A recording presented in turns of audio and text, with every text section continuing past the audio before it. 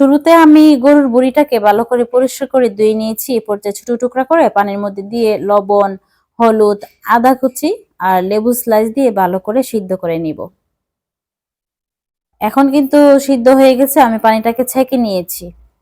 নির্দিষ্ট একটা পাত্র নিয়ে নিলাম। এখানে আদা কুচিগুলো ফেলে দিচ্ছি, আপনারা চাইলে রেখে দিতে পারবেন। আমি এখানে 1 টেবিল চামচ আদা বাটা, রসুন বাটা, জিরা বাটা দিয়েছি, আধা চামচ হলুদের গুঁড়া, আন্দাজ মতো লবণ, 1 চামচ মরিচের গুঁড়া, 1 চামচ ধনিয়ার গুঁড়া, কিছু কুচানো পেঁয়াজ, তারপরে সরিষার তেল দিয়ে মেখে নিয়েছি। তারপর 1 গ্লাস খাবারের পানি দিয়ে নিয়েছি। আপনারা চাইলে সিদ্ধ গরম পানি দিতে পারেন, আমি ঠান্ডা পানি দিয়ে নিয়েছি। এখন ভালো করে কষিয়ে নিব। তার আগে আমি এখানে এলাচি, দারচিনি, তেজপাতা দিয়ে নিয়েছি। তো যতক্ষণ অব্দি ঝোলটা শুকিয়ে যাবে ততক্ষণ অব্দি কষিয়ে নিব। এর মধ্যে আমি একটা টমেটো কুচি দিয়ে নিয়েছি, আমার কাছে টমেটোটা অনেক বেশি ভালো লাগে। এই পর্যায়ে ভালো করে কষানো হয়ে গেছে, আমি পেঁয়াজ ভেজে তারপরে দিয়ে নিয়েছি। এভাবে পেঁয়াজ ভেজে দিলে অনেক বেশি ভালো লাগে।